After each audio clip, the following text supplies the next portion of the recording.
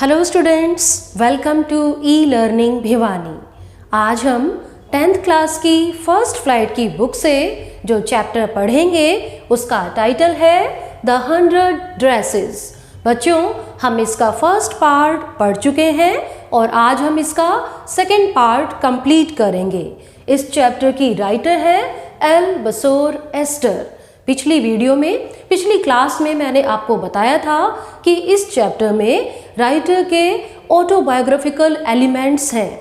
जब वो elementary school में थी तो उनके साथ जो हुआ, इट मीन्स जो उन्होंने अपनी बाकी क्लासमेट्स के साथ मिलकर एक स्टूडेंट का मजाक उड़ाया था, उसको टीज किया था, तो उसके लिए ही राइटर गिल्टी महसूस करती थी और इसी का रिजल्ट है कि उन्होंने ये चैप्टर लिखा। अब देखिए, फर्स्ट पार्ट में हमने देखा था कि ये स्टोरी है 3 लड़कियों के बारे में, वांडा, पैगी और मैडी। वांडा एक पॉलिश गर्ल है और वो अमेरिकन स्कूल में पढ़ती है। उसका नाम थोड़ा अलग है, फनी है, प्रोनाउंस करने में थोड़ा डिफ़िकल्ट है। बस इसी वजह से बाकी सभी क्लासमेट्स उसका मजाक उड़ाते हैं और मजाक उड़ाने वालों में खास है पैगी और मैडी। पैगी स्कूल की सबसे पॉपुलर लड़की है और मैडी उसका साथ देने वाली है। हालांकि वो पैगी जितनी अमीर नहीं है, पैगी के दिए हुए कपड़े ही पहनती है, लेकिन मैडी में इतनी हिम्मत नहीं है कि वो पैगी को रोक सके। तो ये था फर्स्ट पार्ट में, और फर्स्ट पार्ट के एंड में हमने देखा था कि स्कूल में एक ड्राइंग कॉन्टेस्ट हुआ था जिसमें लड़कों में से जैक बैगल्स जीता था और लड़कियों में से जीती थी वांडा पेट्रोंस्की, वो लड़की जो स्कूल में अब लगातार नहीं आ रही थी क्योंकि उसके साथ एक गेम खेला जाता था। उससे ये पूछा जाता था कि तुम्हारे पास कितनी ड्रेसेस हैं। तो वो लड़की जो बिल्कुल चुप रहती थी, जो किसी भी बात का जवाब नहीं देती थी, चुपचाप क्लास के कॉर्नर में बैठ जाती थी, उसका एक ही आंसर होता था कि मेरे पास 100 ड्रेसेस हैं। तो देखते हैं वो लड़की जिसके पास 100 ड्रेसेस हैं वो स्कूल में क्यों नहीं आ रही थी, लेकिन वो ड्राइंग कॉन्टेस्ट जीत चुकी थी और क्लास के सभी बच्चे उसकी प्रेज कर रहे थे। But unfortunately she was absent, वो क्लास में नहीं थी। तो जब सेकंड पार्ट स्टार्ट होता है तो उसकी शुरुआत कहाँ से होती है, आइए देखते हैं। Miss Mason receives a note. अब उनकी क्लास इंचार्ज जो पैगी, मैडी और वांडा की क्लास इंचार्ज है मिस मैसन, उनके लिए क्लास मॉनिटर प्रिंसिपल के ऑफिस से एक नोट लेकर आता है और वो नोट टीचर बहुत बार पढ़ती हैं, बहुत बार, क्योंकि उनको बहुत ही दुख महसूस हो रहा है। आखिर ये नोट है क्या? Actually this note was a letter from Wanda's father. वो लड़की जो क्लास में लगातार एब्सेंट चल रही थी, उसके फादर ने एक लेटर भेजा था और टीचर जिस तरीके से, जिस मैनर से इस लेटर को पढ़ रही थी, उससे पता चल रहा था कि कुछ खास है ये लेटर, ये बहुत ही इम्पोर्टेंट है। टीचर अपने चश्मे को लगा रही थी और उन्होंने बच्चों को, सभी स्टूडेंट्स को इंस्ट्रक्शन दी, अटेंशन क्लास, सारी क्लास ध्यान से सुनिए। तो क्लास में जो शोर चल रहा था, बच्चे पैरों को रगड़ रहे थे, जूतों को रगड़ रहे थे, जो भी शोर कर रहे थे, क्लास में डिस्टरबेंस कर रहे थे, सारी डिस्टरबेंस अचानक से शांत हो गई। All were curious, they wanted to know about Wanda. सभी जानना चाहते थे कि ये नोट क्या है। टीचर ने सबको इकट्ठा किया और लेटर को पढ़ा। एक्चुअली इस लेटर में वांडा के फादर ने क्या कहा था? My Wanda will not come to your school. Wanda के फादर ने इस नोट में, इस लेटर में बता दिया था कि उनकी बेटी वांडा अब स्कूल में नहीं आएगी। रादर उन्होंने तो लेटर में ये कह दिया था कि वांडा का भाई जेक भी नहीं आएगा और रीज़न भी बता दिया था कि क्यों उनके फ़नी नेम्स की वजह से बच्चों को जो है मजाक उड़ाया जाता है उनके नाम का। उनके नाम को प्रोनाउंस करना अगर थोड़ा अलग है, डिफ़िकल्ट है, तो उनका मजाक इतना क्यों उड़ाया जाता है कि वो अब जो है बड़े शहर में, एक बिग सिटी में जाने के लिए मजबूर हो जाते हैं। तो इस तरीके से लेटर को पढ़कर मिस मैसन को पता लगता है कि वांडा, उसके फादर और उसका भाई अब इस शहर को छोड़कर जा रहे हैं एक बड़े शहर में। और वांडा के फादर लेटर में लिखते भी हैं कि बड़े बड़े शहरों में तो फ़नी नेम्स बहुत सारे होंगे, वहाँ पर हमारा कोई भी मजाक नहीं उड़ाएगा। अब देखिए बच्चों, सीधी सी बात है कि अगर आप लोग क्लास में शरारत कर दें और ऐसी शरारत कि कोई बच्चा स्कूल में आने से मना ही कर दे, बल्कि दूसरे शहर में ही चला जाए, तो टीचर उनका रिएक्शन क्या होगा? वो गुस्सा होंगी। लेकिन मिस मैसन अपने रिएक्शन को एक अलग तरीके से एक्सप्रेस करती हैं। वो गुस्सा तो है, लेकिन अपने गुस्से को इतना जाहिर नहीं करती हैं। वो बच्चों को एक समझाने की ही बात करती हैं। ये एक एक्सपीरियंस्ड अच्छे टीचर की निशानी होती है। वो गुस्सा दिखाए बगैर बच्चों को बहुत कुछ समझा देती हैं। वो क्या कहती हैं बच्चों को? आई am sure what was said in thoughtlessness, कि बच्चों तुमने डेलिबरेटली, जानबूझकर वांडा को हर्ट नहीं किया होगा। मुझे इस बारे में पक्का विश्वास है। I am sure that you would not hurt Wanda deliberately. तुमने इंटेंशनली, जानबूझकर वांडा को हर्ट नहीं किया होगा। But whatever has happened, that is very unfortunate and sad. Teacher कहती हैं कि बहुत ही दुख वाली बात है, दुर्भाग्य वाली बात है कि वांडा के साथ ऐसा हुआ। लेकिन मैं आशा करती हूँ, टीचर कह रही हैं कि मुझे होप है, उम्मीद है कि रूम नंबर 13 में ऐसा कभी आगे ना हो। अब आगे देखते हैं। Maddy stood silently, words find Wanda, talk to her. अब इन पॉइंट्स का क्या मतलब है? जब टीचर ने लेटर को, इस नोट को पढ़ा, तो पैगी और मैडी ने कैसे रिएक्ट किया उसके बारे में राइटर हमें बताती हैं। मैडी वो अब अपने काम पर ध्यान ही नहीं लगा पा रही थी। हालांकि स्टडी पीरियड चल रहा था, लेकिन मैडी बहुत ही डिस्टर्ब महसूस कर रही थी। वो अपने काम पर बिल्कुल भी फोकस ही नहीं कर पा रही थी। क्यों? क्योंकि वो गिल्टी महसूस कर रही थी। वो चाह रही थी कि जैसे तैसे करके वो वांडा से मिल ले, वांडा को मिलकर सॉरी कह दे, अपनी सारी फीलिंग्स को एक्सप्रेस कर दे। तो इस तरीके से उसका मन पढ़ाई में बिल्कुल भी नहीं लग रहा था। वो अपने सारे व्यवहार को रिकॉल करती है। वो क्या रिकॉल करती है? She had stood silently।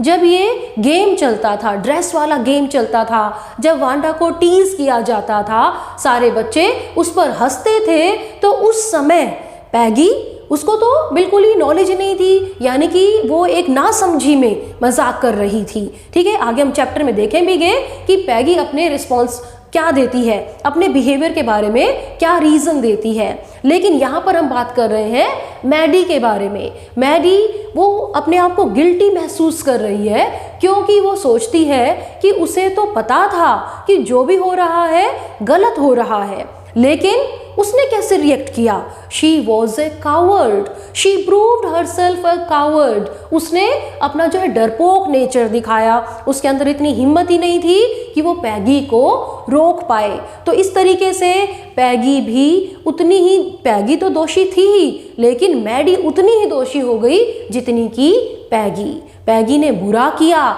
लेकिन मैडी, जिसको सारा गेम समझ में आ रहा था कि ये गलत चल रहा है, तो राइटर कहती हैं कि पैगी ने बैड किया था, लेकिन मैडी वर्स लेवल पर आ गई थी। तो इस तरीके से हम देखते हैं कि मैडी का क्या रिस्पॉन्स था। उसे बहुत ही दुख महसूस हो रहा था कि वो चुप क्यों रही, और वो हर हालत में अब वांडा से मिलना चाहती है। She wants to talk to her, she wants to say sorry to her. अब आगे देखिए, बीच में पढ़ते पढ़ते, हालांकि वो ध्यान नहीं लगा पा रही है पढ़ाई की तरफ, उसने पीछे पैगी की तरफ देखा, लेकिन पैगी क्या है, वो तो पढ़ाई में लगी हुई है। ऐसा लग रहा है कि उसे वांडा के बारे में कोई ध्यान ही नहीं है। लेकिन जब मैडी ने पैगी की तरफ देखा तो पैगी ने उसकी तरफ ध्यान नहीं दिया। तो मैडी ने सोचा कि मैं तो मिलना चाहती हूँ वांडा से, लेकिन पैगी का क्या रिएक्शन होगा। अब देखिए, दोनों सहेलियाँ अलग तरीके से रिएक्ट करती हैं। मैडी तो ओपनली बोल रही है, चाह रही है कि वो वांडा से मिले, लेकिन पैगी वो अपनी गलती को अभी मानना नहीं चाहती है। हालांकि स्कूल टाइम ओवर होते ही पैगी भी मैडी के पास आती है और क्या कहती है, हे लेट्स गो एंड सी, आओ चलते हैं। कहाँ पर चलने की बात कर रही है वो वांडा के घर बॉगिंस हाइट्स में जाना चाहती है। वो ये देखना चाहती है कि क्या वांडा सचमुच अपने घर को छोड़कर किसी बड़े शहर में चली गई है। तो इस तरीके से हम देखते हैं कि मैडी बैठी बैठी सोच रही है कि उसे वांडा के घर जाना है, वांडा को ढूंढना है। दूसरी तरफ पैगी भी अब उसके साथ जाने के लिए तैयार है। अब देखिए, Peggy and Maddie reacted in a different way. अब रास्ते में अब दोनों सहेलियां बात करती हैं, तो दोनों का रिएक्शन एक अलग तरीके से आता है। क्या डिफरेंस है उनके रिएक्शन में? पैगी कहती है कि अरे मैंने तो कभी भी जानबूझकर उसे हर्ट किया ही नहीं। मुझे तो ये लगता था कि वो एक डम है, फूल है, उसे हमारा मजाक समझ ही नहीं आ रहा होगा। मैंने उसे कभी भी फॉरेनर नहीं माना, मैंने उसे कभी भी उसके फनी नेम के लिए उसका मजाक नहीं उड़ाया। तो एक तरीके से पैगी भी गिल्टी तो महसूस कर रही है, लेकिन कई बार ये होता है ना बच्चों कि हमारे मन में तो ये एहसास होता है कि हमने गलत किया है, लेकिन हमें इतनी हिम्मत नहीं आ पाती कि हम बोल पाएं, हम सॉरी कह पाएं। तो बच्चों, इस सारी स्टोरी से आप समझ लीजिए कि आपको क्या सीखना है। जब हम गलत होते हैं तो हमें उस गलती को स्वीकार कर लेना चाहिए। If you are wrong admit it. तो देखिए, पैगी क्या है, अंदर ही अंदर मन में वो फील कर रही है, लेकिन अपने मन को समझा लेना कि नहीं नहीं, मैंने तो ऐसा कुछ गलत किया ही नहीं कि जिसकी वजह से वांडा इतनी हर्ट हो जाए कि वो शहर छोड़कर चली जाए। दूसरी तरफ मैडी वो अपनी गलती को मान रही है, वो वांडा से मिलना चाहती है, वो सॉरी बोलना चाहती है। तो फाइनली दोनों सहेलियां बॉगिंस हाइट्स में पहुंच जाती हैं। They reached Boggins Heights. अब वांडा का मकान देखकर उन्हें कुछ चीज़ याद आ जाती है। The house reminded them something. क्या चीज़ याद आती है? बॉगिंस हाइट्स में बना हुआ वांडा का ये मकान थोड़ा सा भद्दा दिखाई दे रहा है। हालांकि ये साफ है, लेकिन ये चीज़ क्या चीज़ की याद दिला रहा है? ये याद दिलाता है वांडा की फेडेड ब्लू ड्रेस, जो शैबी थी बट क्लीन। साफ सुथरी तो थी, लेकिन जैसे प्रॉपरली आयरन नहीं होती थी, तो वैसा ही उसका मकान है। साफ सुथरा तो है, लेकिन इतना आलीशान नहीं है। अब देखिए, दोनों सहेलियां एक उम्मीद करती हैं, होप करती हैं कि वांडा वहाँ पर मिल जाएगी, लेकिन उन्हें कोई रिस्पॉन्स नहीं मिलता। They don't get any response. What is the reason? The Petronskis were gone. Wanda, उसके फादर, उसका भाई, ये सारी पेट्रोंस्की फैमिली इस घर को छोड़कर जा चुकी है एक बड़े शहर की तरफ, इस उम्मीद के साथ कि वहाँ पर उनका मजाक नहीं उड़ाया जाएगा। अब दोनों सहेलियों पर क्या बीतेगी, वो कैसे रिएक्ट करेंगे, इसके लिए हम चैप्टर को आगे कंटिन्यू रखते हैं। Peggy says what can we do. Peggy कहती है अब वांडा यहाँ से चली गई है तो हम क्या कर सकते हैं। बच्चों, मैंने अभी आपको बताया था कि पैगी अपनी बातों को, अपनी गलती को एक छिपाने की कोशिश करती है। वो अपने मन को ये दिलासा देनी चाहती है, एक सांत्वना देना चाहती है कि मैंने काम गलत नहीं किया है। इसीलिए वो कहती है कि अरे मैडी, जब मैं उससे ड्रेसेस के बारे में पूछती थी तो मुझे लगता है कि मैं उसको ड्रेस डिज़ाइन के बारे में आइडियाज़ देती थी। हो सकता है कि मेरे ये गेम खेलने की वजह से ही बहुत सारे ड्रेस डिज़ाइन वांडा के मन में आए हों और वो ड्राइंग कॉन्टेस्ट इसीलिए जीत पाई हो। तो इस तरीके से पैगी का रिएक्शन दिखाता है कि वो अपने मन को समझाने की कोशिश कर रही है, लेकिन हमारी बेचारी मैडी वो एक निर्णय ले लेती है। She takes a decision. वो अब डिसाइड कर लेती है कि अब वो किसी भी गलत गेम का हिस्सा नहीं बनेगी। उसने पक्का निर्णय ले लिया कि अब से कोई भी गलत काम होगा तो वो चुप नहीं बैठेगी, वो उसका विरोध करेगी। अब आगे देखते हैं। Now they decide to write a letter to Wanda. अब दोनों सहेलियां वांडा को एक लेटर लिखती हैं, लेकिन उसमें they seem to express sorry but somehow they write a friendly letter.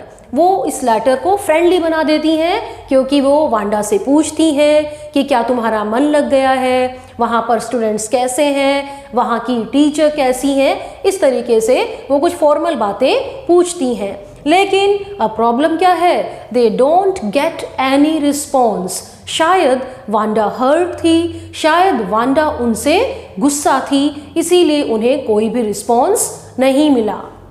Now Peggy starts to forget the whole business, but Maddie makes speech at night. अब धीरे धीरे समय बीतता है तो पैगी सारी बातों को भूलने लग जाती है, लेकिन मैडी उसके मन में तो अभी तक वो गिल्ट वाली फीलिंग है। इसीलिए जब वो रात को सोती है तो बड़बड़ाती रहती है और वो क्या बातें करती है, स्टॉप स्टॉप। इसका मतलब उसको फिर से ऐसे ही सपने आते हैं कि सभी लड़कियों ने वांडा को घेर लिया है और उससे फिर से वही ड्रेस वाला गेम खेलना शुरू कर दिया, उसका मजाक उड़ाना शुरू कर दिया।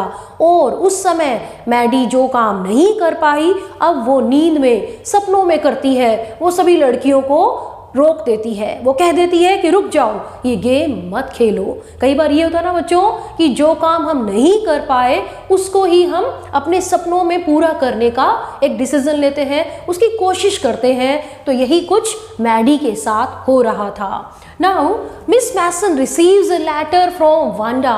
एक थोड़ी सी होप, उम्मीद की किरण दिखाई दी। क्रिसमस आने वाला था, स्कूल में तैयारियां चल रही थी, स्कूल की छुट्टियां पड़ने वाली थी और उससे पहले वाले दिन मिस मैसन को वांडा की तरफ से एक लेटर मिलता है। वांडा कहती है कि वो बिल्कुल ठीक है, अच्छे से है, लेकिन वो साथ ही साथ पैगी, मैडी सबके लिए कोई गिफ्ट देना चाहती है। वो कहती है कि मैंने तो नए नए और 100 ड्रेस डिज़ाइन बना लिए हैं, ड्रॉ कर लिए हैं। अब जो डिज़ाइन वहाँ पर स्कूल में रह गए हैं उनमें से वो अपनी 2 सहेलियों को कुछ गिफ्ट करती है। क्या गिफ्ट है वो? Peggy to have drawing of green dress. वो कहती है जो ग्रीन ड्रेस की डिज़ाइन है with red trimmings, green dress with red trimmings, वो डिज़ाइन दे दिया जाए पैगी को और मैडी को दे दिया जाए blue one, blue dress design Maddy को दे दिया जाए। तो इस तरीके से पता लगता है कि उसके मन में कोई एंगर नहीं है पैगी और मैडी के लिए, और यही चीज़ पैगी और मैडी भी फील करती हैं कि हाँ वांडा बिल्कुल ठीक है, वो हमसे नाराज़ नहीं है, शी रियली लाइक्स अस। और जब ये ड्राइंग लेकर पैगी और मैडी अपने अपने घर पहुंच जाती हैं तो मैडी वो फिर से इमोशनल महसूस करती है, वो रो रही है और अचानक से आंसू पोंछते हुए उसका ध्यान जब ड्राइंग पर ही जाता है तो वो क्या देखती है कि वांडा ने उन्हीं की ड्राइंग बनाई हुई थी।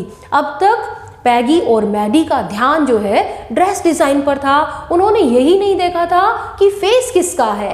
एक्चुअली वांडा ने अपनी इन दोनों सहेलियों का ही पूरी पिक्चर एक ड्राइंग बनाई हुई थी और मैडी नोट करती है कि जो ड्राइंग, ब्लू ड्राइंग उसको मिली थी वो पिक्चर मैडी की ही थी और वो भागकर पैगी के पास जाती है और कहती है पैग देखो वांडा ने हमें ही ड्रॉ किया है। और पैगी भी उस ड्राइंग पर नज़र डालती है तो वो भी देखती है कि हाँ वांडा ने उन दोनों की ही ड्राइंग बनाकर इस कॉन्टेस्ट में लगाई हुई थी। अब जो है एक कंक्लूजन निकालती है Peggy, oh she must have really liked us says Peggy. Peggy कहती है देखा मैं कहती थी ना कि वांडा हमें लाइक करती है। इस तरीके से पैगी के मन में भी कहीं 1% या थोड़ा बहुत जो गिल्ट रह गया हो उसको वो क्लियर कर लेती है कि वांडा जो है हमसे नाराज नहीं है। तो दूसरी तरफ मैडी वो क्या फील करती है? अब चैप्टर की एंडिंग आ रही है बच्चों।